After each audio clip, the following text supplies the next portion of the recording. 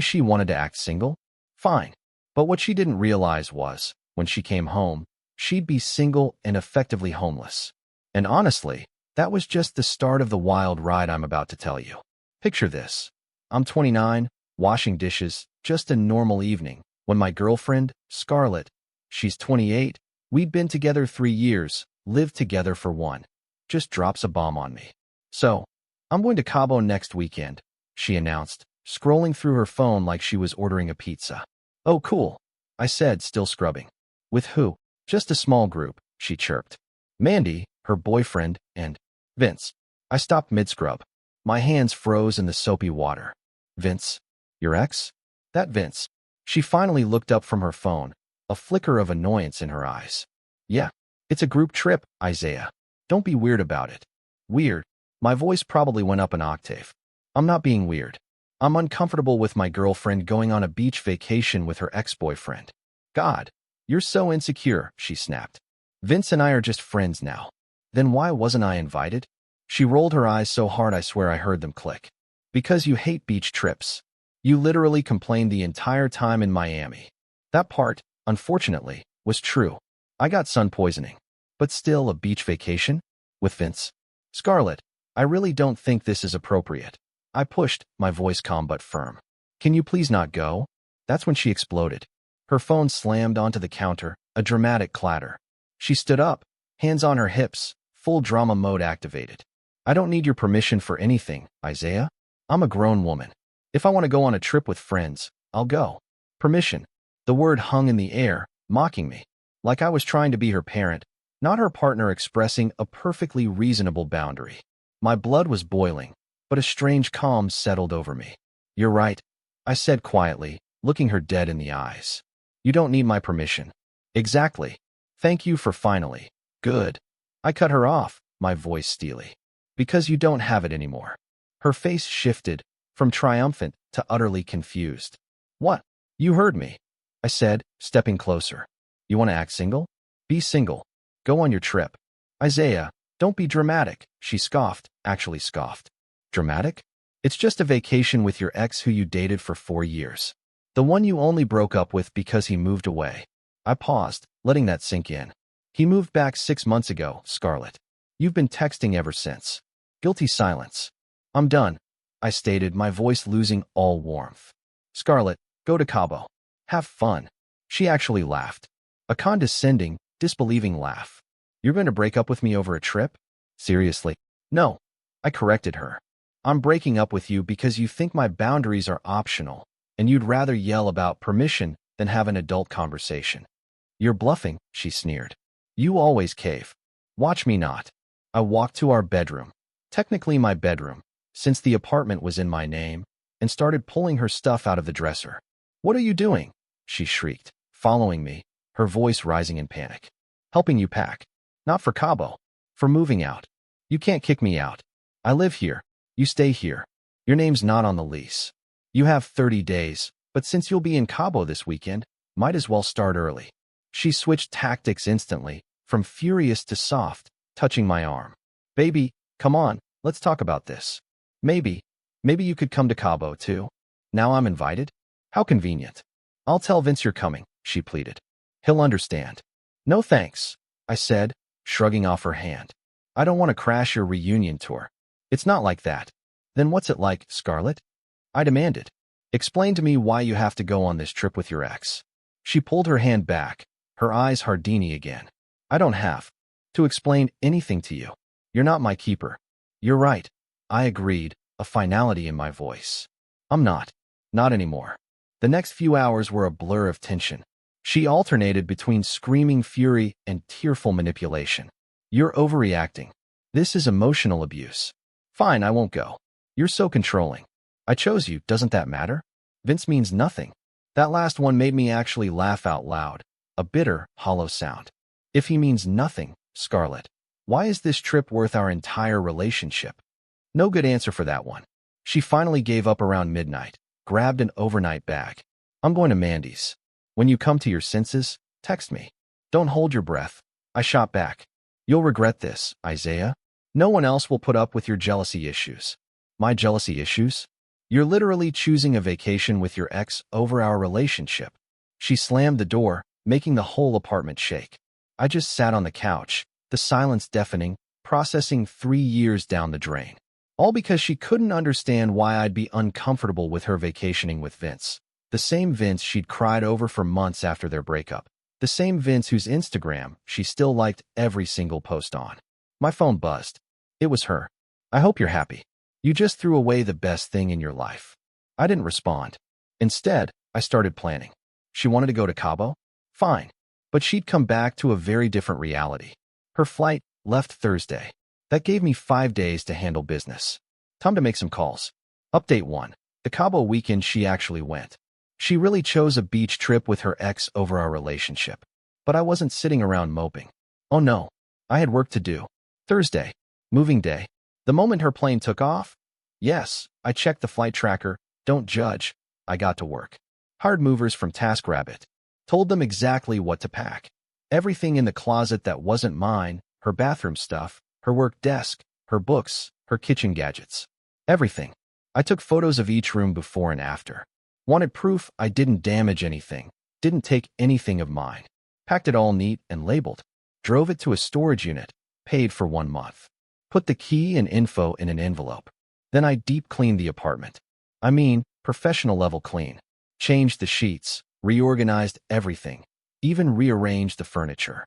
By Thursday night, it looked like a different place. My place. Friday, Scarlett started posting Cabo pics.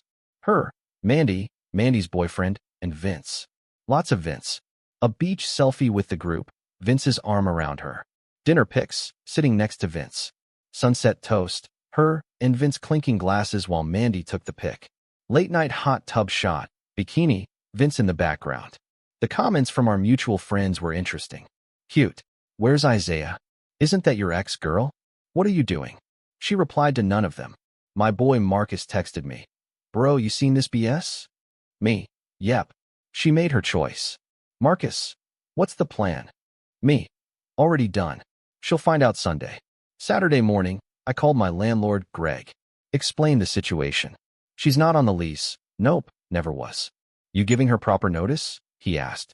30 days written notice is ready. I told him, but she chose to leave for a trip after I told her to move out. Say no more, Greg replied. I'll have maintenance change the locks. Technically, she abandoned the property. By noon, new locks. By 1 p.m., I'd updated my door camera system, added an extra security measure, and changed the door code. Saturday night. That's when the pics got really interesting. Scarlett at some club, grinding on Vince. Full makeout session in her story. She deleted it after an hour, but not before I screenshotted it. Mandy texted me. Isaiah, I'm so sorry. I didn't know it would be like this. She told me you were cool with the trip. Me. She told you wrong. Mandy. They're sharing a room now. I'm so uncomfortable. Me. Not your fault. Appreciate you telling me though. So much for just friends. Sunday. The return. Her flight. Relationships. Painting me as this controlling monster who isolated her fro landed at 6 p.m. I was at my buddy's place, watching the door camera feed on my phone. Yes, petty. Don't care. 7:23 p.m. She arrived. Tried her key. Didn't work. Tried again. Looked confused. Tried the door code. Nothing. She called me. I didn't answer. Texted. My key. Is it working? Me. That's not your key anymore.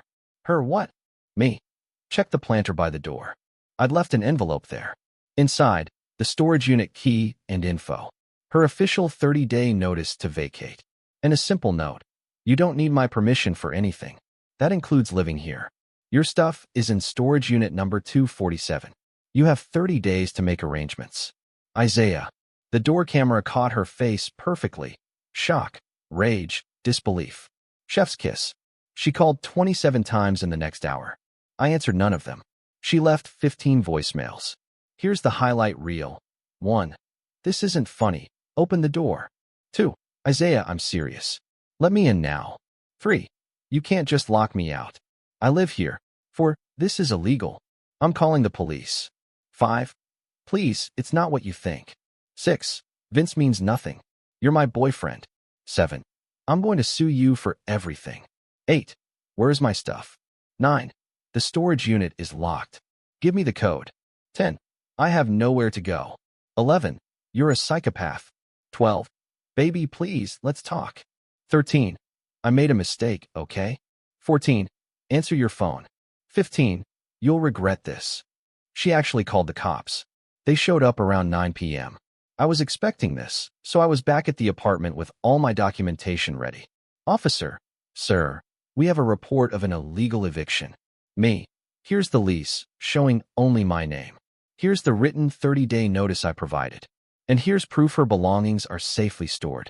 She left for vacation after I asked her to move out. Officer to Scarlett. Ma'am, are you on the lease? Scarlett, no. But, officer, how long have you been gone? Scarlett, just a weekend trip. Officer, and where are your belongings? Me. Storage Unit 247. She has the key. Officer to Scarlett. Ma'am, it seems like proper notice was given. This is a civil matter now. The look of betrayal on her face when the cops sided with me? Priceless. After the cops left, Vince showed up. Vince, the ex, trying to be Captain Save-A-Ho. Bro, this is messed up, he puffed up. Just let her get her things. Her things are in storage. She has the key. Come on, man, don't be like this. Like what? I retorted. Single? That's what she wanted. Look, nothing happened in Cabo. I just held up my phone, showed him the screenshot of them making out. We were drunk, he stammered. Cool story. Still not your apartment. But, he tried to puff up again. What if I don't leave? Then I call the cops back. Your choice. He left. Scarlett was crying in his car. Actual tears. The same woman who yelled about not needing permission was sobbing in her ex's Honda Civic. Current status. Scarlett is staying with Mandy, who's apparently mortified by the whole situation. She's been posting about narcissistic exes and illegal evictions. Vince is already back on dating apps. Mandy's boyfriend showed me. I've had 3 friends reach out saying Scarlett asked them for money. Her stuff remains in storage, prepaid for 30 days. The best part? She's telling everyone I kicked her out for no reason and that I'm controlling and abusive. But Mandy already spilled the tea to our friend group about Cabo.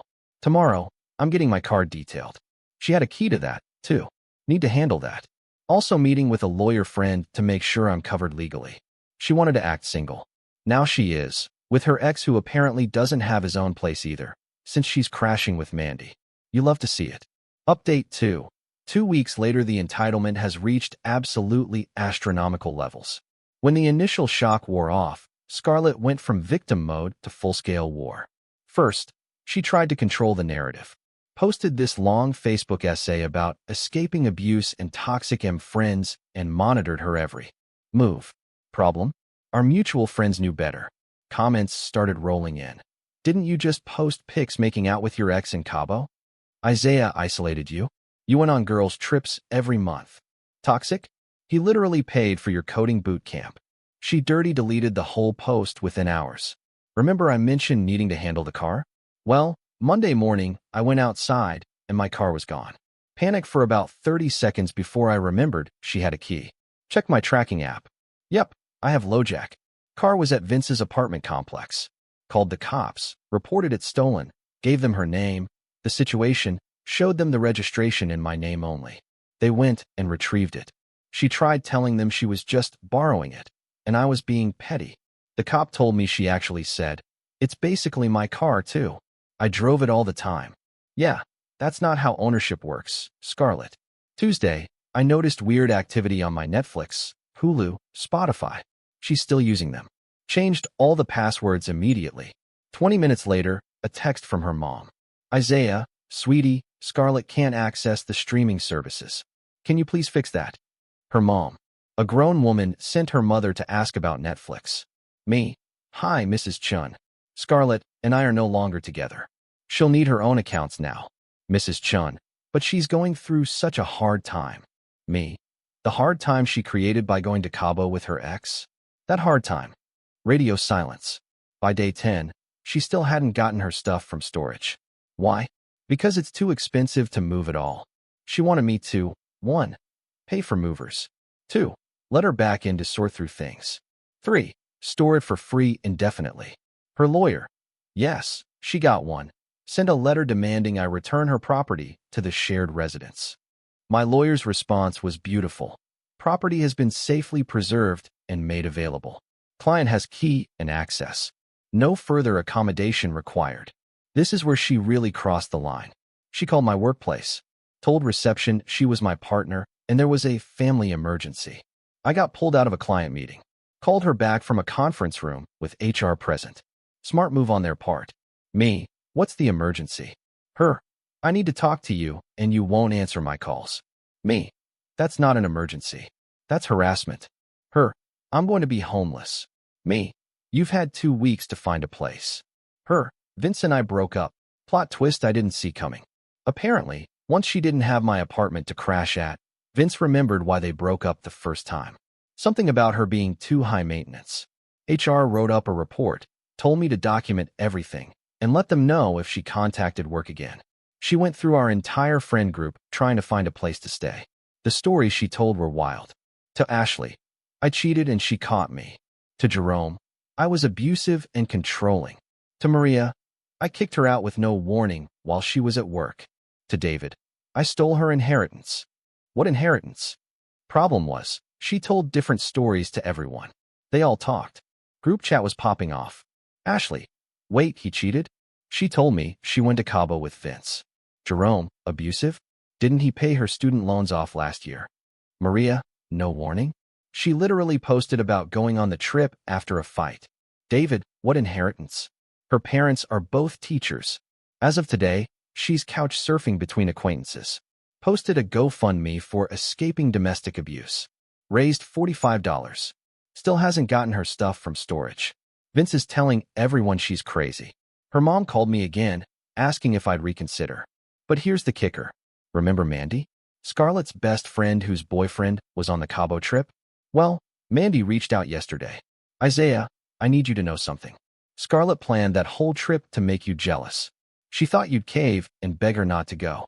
When you didn't, she figured hooking up with Vince would make you fight for her. She literally said, watch him come crawling back when he sees the pics. I'm done with her. She used my vacation as a manipulation tactic. I screenshotted that message, added it to my folder of evidence. The legal update.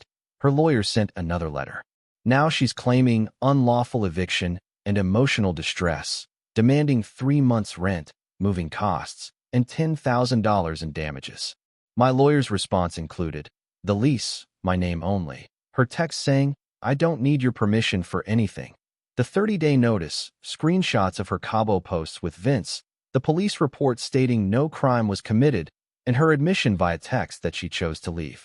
Haven't heard back from her lawyers since yesterday. The storage place called. Her unit was overdue. Did I want to pay to extend it? Nope. Follow your abandonment procedures. Which means in another 30 days, if she doesn't pay, they'll auction her stuff. She has 2 weeks left on my original 30-day notice. After that, if she tries to show up, it's trespassing. Already gave the building security her photo. The woman who screamed about not needing permission is now begging everyone she knows for permission to crash on their couch. The woman who chose a vacation with her ex over our relationship is now single and homeless by choice. And me? I'm sitting in my apartment, watching my TV, living my drama-free life. Turns out when you remove toxic people, everything gets better. Who knew? Next update will probably be the last. We'll see if she gets her stuff from storage or if it ends up on Storage Wars. Either way, I'm good. Final update. 1 month later, the conclusion to this saga is exactly what you'd expect from someone who never learned that actions have consequences. She never got her stuff. Not in the 30 days I paid for. Not in the additional 30 days the storage place gave her. They sent her certified letters. Called her, emailed her. Nothing. So, last week, they auctioned it off. Everything she owned, except what she took to Cabo. Furniture, clothes, electronics, photos, everything gone. Guess how I found out? She tried to blame me on Instagram. My toxic ex let them sell all my belongings. Everything my grandma gave me. He's pure evil. The comments were brutal. Girl, you had 60 days. Didn't you have the key? Why didn't you just pay the $50 a month? This is what happens when you choose dick over stability. That last one was from her own cousin. Ouch. Remember how Vince dumped her once she became inconvenient? Well, plot twist. He started dating someone else. Someone Scarlett knows. Her coworker Penny from her last job. Scarlett found out when Penny posted a pic of them at the same resort in Cabo. Caption: making better memories with better company. The meltdown was spectacular. Scarlett went on a comment rampage, calling Penny every name in the book. Penny's response: she posted their text conversation from months ago where Scarlett was trying to get Penny to cover for her while she met up with Vince during work hours. Even better, turns out Scarlett was fired from that job for, wait for it, time card fraud related to those meetups. 3 weeks ago, Mr. and Mrs. Chun, Scarlett's parents, showed up at my apartment building. Security called me. They had Scarlett's photo, remember? I met them in the lobby. Mr. Chun, a usually stoic man, looked utterly defeated. Mrs. Chun was crying, actual tears. Isaiah, we need to talk, Mr. Chun said. We didn't raise her to be like this. We're mortified. She told us you were abusive, controlling. We believed her. And now she's been lying to everyone, even us. She told us you threw her things away. We gave her money to replace everything. Then we found out about the storage unit. She had 2 months to get her things. 2 months. And she spent the money we gave her on Botox and a trip to Vegas with some new guy. My heart actually ached for them. I'm sorry you're dealing with this. We're cutting her off completely, Mrs. Chun declared, wiping her eyes. She's 28.